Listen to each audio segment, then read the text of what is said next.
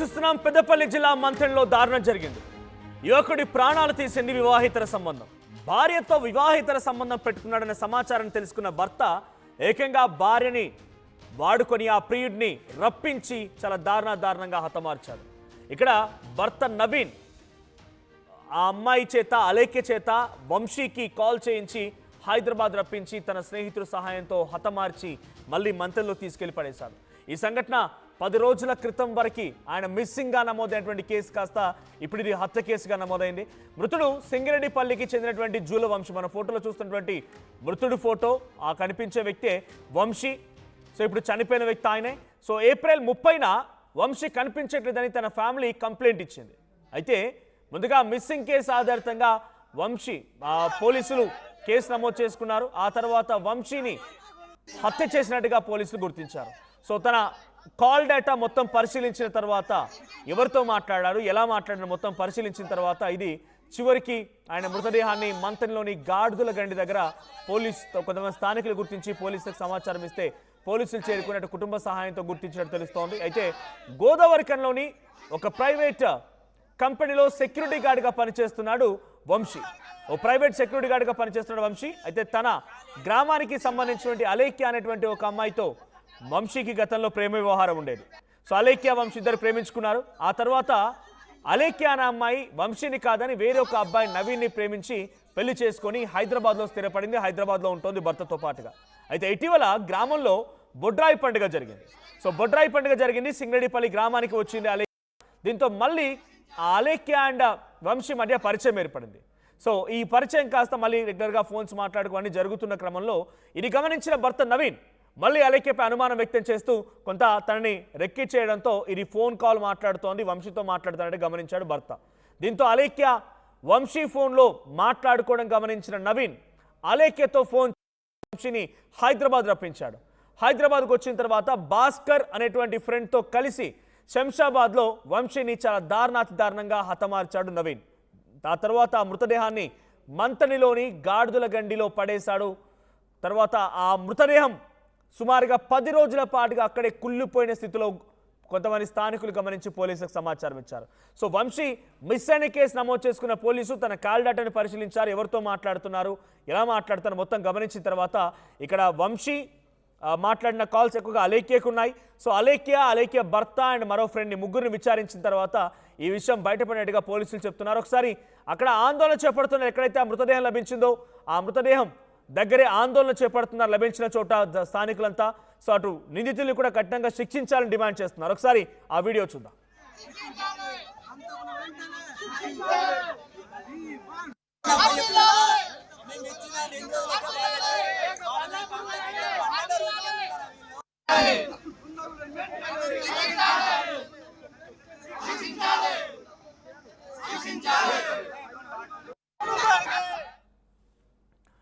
ఈ సంఘటన పైన వంశీ మరణం పైన వంశీని హతమార్చిన తీరు ఎలా జరిగింది ఏంటని పోలీసులు వివరించారు. పోలీసులు ఏం మాట్లాడారు చూద్దాం. సింగిరెడ్డిపల్లి గ్రామానికి చెందిన జూల వంశీ అనే వ్యక్తి తప్పిపోయినాడని మాకు పోలీస్ స్టేషన్లో దరఖాస్తు ఇవ్వడంతో మ్యాన్ మిస్సింగ్ కింద కేసు రిజిస్టర్ చేయడం జరిగింది. మ్యాన్ మిస్సింగ్ కింద కేసు రిజిస్టర్ చేసిన తర్వాత అతని యొక్క కాల్ డీటెయిల్స్, అతను ఎవరెవరితో ఫోన్ మాట్లాడాడు, అతనికి ఎవరు ఫోన్ చేసిండు అనే దాని మీద పూర్తి స్థాయిలో సాంకేతిక పరంగా పరిశోధన చేసి ఈ జూల వంశీ అనే వ్యక్తికి అతని చిన్నప్పటి ఫ్రెండ్ అలేఖ్యకు ఉన్న కాల్ డీటెయిల్స్ యొక్క సంబంధం వల్ల, అంటే అలేఖ్యకు ఎక్కువ కాల్స్ ఉన్నాయి, తర్వాత ఇంకొక అతను భాస్కర్ అనే అతనికి అలేఖ్య భర్త వంశీకి ఎక్కువ కాల్స్ ఉన్నాయనే దాని మీద నవీన్ అనే వ్యక్తికి ఉన్న వాళ్ళ మధ్యలో ఉన్న ఆ కాల్స్ యొక్క దాన్ని బట్టి మేము వాళ్ళను అనుమానించి అలేఖ్యను, నవీన్ను, భాస్కర్ను వీళ్ళతో ఉన్న కాల్స్ ఉన్నాయి కాబట్టి వాళ్ళను అనుమానించి నిన్న రాత్రి వాళ్ళను పూర్తి స్థాయిలో సాంకేతిక పరంగా వాళ్ళను ప్రశ్నించడంతో వాళ్ళు ఈ వంశీని, ఈ అలేఖ్యకును వంశీకున్న గొడవల వల్ల హైదరాబాద్ పిలిపించుకొని అక్కడ శంషాబాద్ లోపల ఈ భాస్కర్ రూమ్ లో జరిగింది. చేసిన తర్వాత ఈ భాస్కర్ మన వంశీ చేపల చుట్టి తీసుకొచ్చి గాడిదల గండి దగ్గర పడేసిన అని చెప్పేసి చెప్పడం జరిగింది. దీని మీద మృతుడు ఎస్సీ కులానికి చెందినవాడు మరియు ఎవరైతే నేరం ఒప్పుకున్న వాళ్ళు ఉన్నారో వాళ్ళు నాన్ ఎస్సీ కాబట్టి దీంట్లో ఎస్సీ ఎస్టీ యాక్ట్ కూడా యాడ్ చేసి పూర్తి తర్వాత మాయం చేయడానికి ప్రయత్నించడం, తర్వాత దీని వెనకాల ఎవరెవరు కుట్ర ఉన్నారో కుట్రదారులు కూడా అని ఈ 3 సెక్షన్లు ప్లస్ ఎస్సీ ఎస్టీ యాక్ట్ కూడా దీనిలో యాడ్ చేసి తదుపరి పరిశోధన జరుగుతూ ఉంది. పూర్తి స్థాయిలో ఇప్పుడు మృతుడి తీసి పోస్ట్ మార్టంకు పంపించి అసలు కారణం ఏంటి, ఏ కారణంతో ఎక్కడ పొడవడం జరిగింది, ఎక్కడ దెబ్బలు తాకినాయి, ఏం జరిగింది అనేటువంటి ప్రాథమికంగా పూర్తి స్థాయిలో ఇక్కడికి పోస్ట్ మార్టంకు పంపించి తర్వాత పూర్తి స్థాయిలో ఇన్వెస్టిగేషన్ చేసి ప్రాథమికంగా ఉన్న ఆ ముగ్గురిని వెంటనే అరెస్ట్ చేసి రిమాండ్కి చేయడం జరుగుతుంది. ఆ ముగ్గురి వెనుకాల ఇంకెవరైనా ఉన్నారా, పూర్తి స్థాయిలో సీసీ కెమెరాలు ఉంటాయి, పూర్తి స్థాయిలో కాల్ డీటెయిల్స్ ఉంటాయి, ఇవన్నీ ఉంటాయి. ఇవన్నీ పూర్తి స్థాయిలో సాక్ష్యాలు సేకరించి ఎస్సీ ఎస్టీ చట్టాల ప్రకారం ఛార్జ్షీట్ వేయడం జరుగుతుంది. దీంట్లో మీ అందరికీ కూడా మృతుని బంధువులకు మృతుని తల్లికి కూడా మా యొక్క సానుభూతితో కూడిన ఆ హామీ ఏంటంటే దీని వెనకాల ఎవరున్నప్పటికీ కూడా ఎంతటి స్థాయి వ్యక్తులు ఉన్నప్పటికీ కూడా పూర్తి పారదర్శకంగా ఏదో ఊరికైనా చెప్పి అది ఇది చేయడం కాకుండా వాళ్ళ లోపల ఎవరైనా అడ్వకేట్ వచ్చినా వాళ్ళ లోపల చదువుకున్న పిల్లలు ఎవరైతే చట్టం సెక్షన్ అర్థం చేసుకోగల పిల్లలు ఎవరు వచ్చినా కూడా వాళ్ళ స్థాయిలో వాళ్ళకు తెలియజేస్తూ పూర్తి పారదర్శకంగా అందరికీ తెలిసే విధంగా వీటిలో ఏది దాచే విధంగా ఏమి ఉండదు. అందరినీ అరెస్ట్ చేసి అందరినీ ఎవరెవరైతే దీని వెనుకలో ఉన్నారో వాళ్ళందరినీ కూడా చట్ట ప్రకారం శిక్షించే ప్రయత్నం ఛార్జ్ షీట్ ద్వారా చేయడం జరుగుతుంది. This content had some disturbing visuals. Viewer discretion is advised. ఈ కాంటెంట్ లో మీలో కొంత కలవరపాటి గురి చేసే అంశాలు ఉన్నాయి, తగు జాగ్రత్తలు తీసుకుని ఆర్టీవీ హెచ్చరిస్తోంది. సో పోలీసులు చెప్తున్న వివరాల ప్రకారంగా కాల్ డేటా ఆధారితంగానే వంశీని ఎలా హతమార్చారనేది పట్టుకోగలిగాం. వంశీ విషయంలో మొదట్లో ఏప్రిల్ 30న మిస్సింగ్ కంప్లైంట్ నమోదైంది. వాళ్ళ పేరెంట్స్ కంప్లైంట్ ఇచ్చారు. ఆ తర్వాత ఆయన అప్పటి నుంచి కనిపించకుండా పోయాడు. పోలీసులు వెతుకుతూనే ఉన్నారు. మధ్యలో ఆయన కాల్ డేటాని పరిశీలిస్తే అలేఖ్యతో మాట్లాడినట్టుగా తెలుస్తోంది. సో అలేఖ్య భర్త నవీన్తో మాట్లాడాడు, భాస్కర్తో మాట్లాడిగా సంభాషణలు ఉన్నాయి కాబట్టి వాళ్ళని పట్టుకుని విచారిస్తే ఈ అన్ని విషయాలు బయటపడ్డాయని చెప్పారు. సో గతంలో చిన్నప్పటి ప్రేమికులు కాస్త మళ్ళీ ఆ అమ్మాయి వేరే వారిని ప్రేమించి పెళ్లి చేసుకుని హైదరాబాద్లో స్థిరపడిపోయిన తర్వాత మళ్ళీ రీసెంట్గా గ్రామంలోకి వచ్చి వంశీతో పరిచయం ఏర్పడింది. సో వంశీ గత జ్ఞాపకాలు నెమరు వేసుకున్న అమ్మాయితో పరిచయం పెంచుకున్నాడు. ఆ అమ్మాయితో రెగ్యులర్గా ఫోన్లో మాట్లాడుతున్న నేపథ్యంలో నవీన్కి అనుమానం వచ్చింది భర్తకి.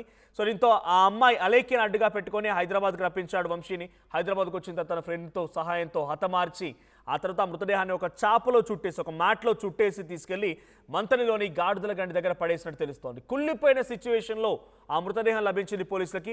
మరిన్ని అప్డేట్స్ ప్రతినిధి చంద్రశేఖర్ అందిస్తారు. చంద్రశేఖర్, ఈ కేసుకు సంబంధించి డీటెయిల్స్ ఏంటి, బాధిత కుటుంబం ఏం చెప్తోంది, ఇంతకీ ఇప్పటివరకు ఎవరిని అరెస్ట్ చేశారు, వారిపై ఎటువంటి చర్యలు తీసుకున్నారు?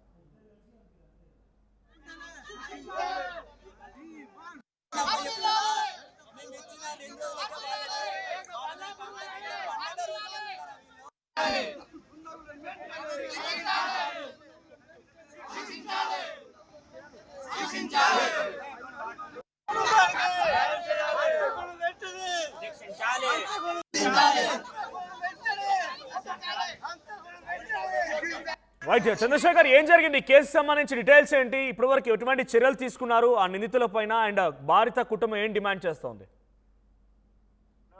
పెద్దపల్లి జిల్లా రామగిరి మండలం సింగిరెడ్డిపల్లికి చెందినటువంటి ఈ ముగ్గురు మిత్రులకు సంబంధించినటువంటి వ్యవహారము, ఆ తర్వాత ప్రేమ వ్యవహారము ఈ వంశీతో బెడ్స్ కొట్టడంతో మరో యువకుడిని అతని ముగ్గురు క్లాస్మేట్స్ దానిలో భాగంగా మరి నవీన్ అనేటువంటి వ్యక్తిని వివాహం చేసుకొని అలేఖ్య హైదరాబాద్ లోనే ఉంటున్నటువంటి పరిస్థితి. దీనిలో భాగంగా ఇటీవల మళ్ళీ పాత పరిచయాలు కొత్త పుంతలు తొక్కుతున్నాయనేటువంటి అంశం అనుమానంతో నవీన్ వంశీని అలేఖ్యతో కాల్ చేయించి పిలిచినట్టుగా కాల్ డేటాలో పోలీసులు గుర్తించడం జరిగింది. దీనిలో భాగంగా భాస్కర్ అనేటువంటి మరో వ్యక్తి శంషాబాద్ ప్రాంతంలో ఉంటారు. ఆ ప్రాంతంలోకి సంబంధించి రూమ్ లో అత్యంత దారుణంగా హతమార్చారని చెప్పేసి బాధితుని తరపున బంధువులు చెప్తున్నారు. అలాగే పోలీస్ అధికారులు సైతం ప్రాథమికంగా విచారణ జరిపారు. పోస్ట్ మార్టం నివేదిక తర్వాత పూర్తి చర్యలు తీసుకుంటాం, ఎవరికి ఎలాంటి అనుమానాలు వద్దు, ఖచ్చితంగా ఎస్సీ ఎస్టీ అట్రాసిటీ కేసు నమోదు చేశాము, శవాన్ని మాయం చేయడము, అలాగే మర్డర్ కేసు, ఇవన్నిటి అంశం పైన దీనిపైన ఎవరెవరు ప్రత్యక్షంగా పరోక్షంగా సహకరించారో వారందరిపైన చర్యలు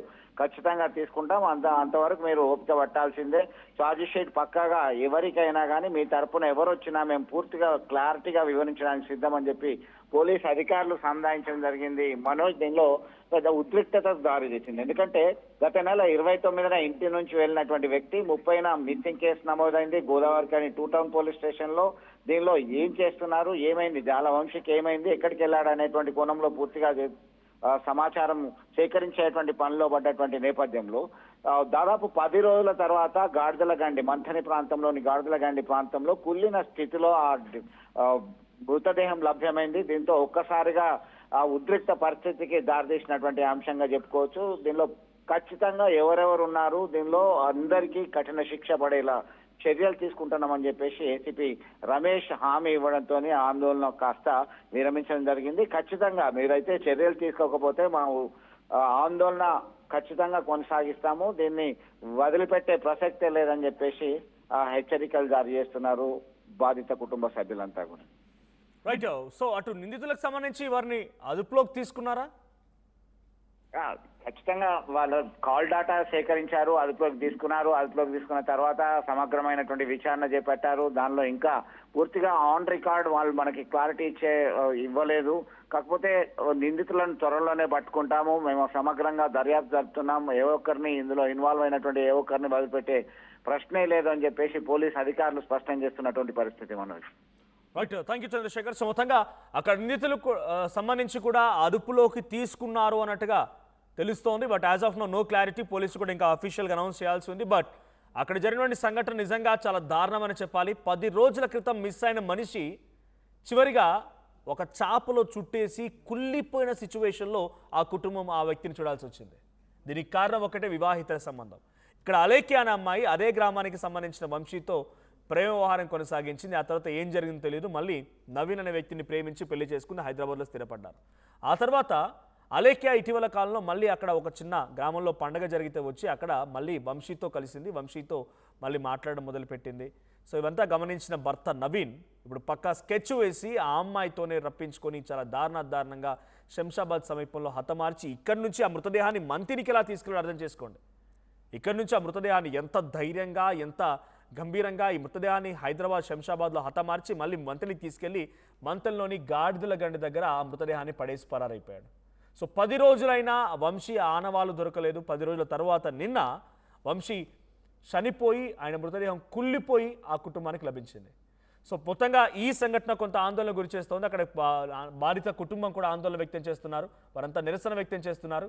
సో నిన్న జరిగిన సంఘటన ఒక్కసారిగా మంథని మండలంలో ఒక్కసారిగా అందరినీ కూడా షాక్ గురి చేసింది, భయానికి గురి చేసింది. ఒకసారి మళ్ళీ ఆ పోలీసులు కూడా అక్కడికి చేరుకొని ఆ ఆందోళనకారుల్ని పంపించే ప్రయత్నం చేస్తున్నారు. ఆ విజువల్ చూద్దాం. సంతోష్ కుమార్ సన్న శంకరయ్య, మా యొక్క గ్రామము సింగరేట్పల్లి జల్లారము. మా యొక్క తమ్ముడైనటువంటి జూల వంశీ సన్న శంకరయ్య ఆ తేదీ 29 ఏప్రిల్ బుధవారం అనుకుంటా, ఆ రోజు ఇంట్లో మామూలుగా ఏదో ఫంక్షన్ వెళ్తున్నాడని మా యొక్క అమ్మగారికి చెప్పి వెళ్ళిపోవడం జరిగింది. కానీ వాడు వెళ్ళిన అమ్మాయి నైట్ అంతా ఫోన్ చేసి హైదరాబాద్కు రప్పించుకొని వీడిపై దాడి చేసి వీడి దగ్గర ఉన్నటువంటి డబ్బులు అనేటివి కూడా ఉన్నంతసేపు వాడుకొని ఆ యొక్క డబ్బులు కాజేసిన తర్వాత వాళ్ళ భర్తకు తెలిసిన తర్వాత భర్త ఉన్న ఈ యొక్క అమ్మాయి వీడితో పాటు మన యొక్క పోలీస్ స్టేషన్ లో ఇచ్చినటువంటి 3-4 కలిసి వాళ్ళ రూమ్ లో దారుణమైనటువంటి చేసి ఇక్కడ హైదరాబాద్ నుంచి ఆ యొక్క కార్ లో ఇక్కడ తీసుకొచ్చి ఇంత దూరం కనీసం 500-300 కిలోమీటర్లు తీసుకొచ్చి ఇక్కడ వేయడం జరిగింది. మేము పోలీస్ స్టేషన్ లో వీడు మిస్ అయినటువంటి 2 డేస్కే మేము అక్కడ నమోదు చేయడం జరిగింది FIR లో. కానీ పోలీసు వాళ్ళు ఆ రోజు నుండి అంటే కనీసం 12 డేస్ అవుతుంది, ఒక వ్యక్తి 12 డేస్ అవుతుంది, వాళ్ళ పైన అనుమానం ఉండదని కూడా చెప్పినా కూడా వాళ్ళ మీద ఎలాంటి ఇంట్రాగేషన్ చేయకుండా దొరుకుతాడు మమ్మల్ని మభ్యపెట్టి మా యొక్క సహనం అంతా కోల్పోయేదాకా చేసి ఆ యొక్క డబ్బులకు మరి ఏ విధమైనటువంటి రాజకీయాలకు అతీతంగా వాళ్ళు లొంగిపోయిందో తెలియదు, కానీ వీడిని మాత్రం వాళ్ళు మాయం చేయడం అనేది జరిగింది. కాబట్టి దళితులపై అనేది కంపల్సరీగా ఖండించాలి.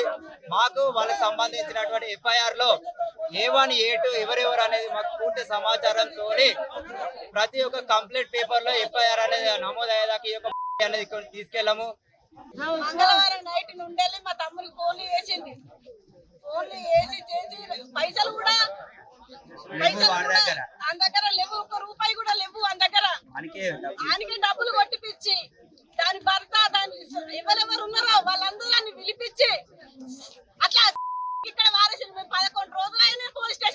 తిరిగిన వాళ్ళు ఎలాంటి పోలీస్ స్టేషన్ కొంటి నా పిల్లలను విడిచిపెట్టి నా భర్త విడిచిపెట్టి నేను ఇక్కడికి వచ్చి భూపాలపల్లి ఉండాలి ఇక్కడికి గోదరకానికి వచ్చి నేను పొద్దున అంటే సాయంత్రం సాయంత్రం అంటే పొద్దున ఎర్రటెండలు ఎప్పటికీ నేను తిరుగుకుంటూ ఉన్న పోలీస్ స్టేషన్ లో చూడటానికి గోదావరి మన పోలీస్ స్టేషన్ ఏటీఎల్ లో వెనకాల. ఇప్పటికే 24 గంటలు పోలీస్ స్టేషన్ లోనే కూర్చున్నా మా అంటే తమ్ముడు వాళ్ళు తీసుకోలేదా ఈ నేను కేసులో? పేరు కూడా చెప్పినా అలెక్కాట అలెక్కాట నమ్మినాట అని కూడా పోలీసులు చెప్పినా ఆయన కూడా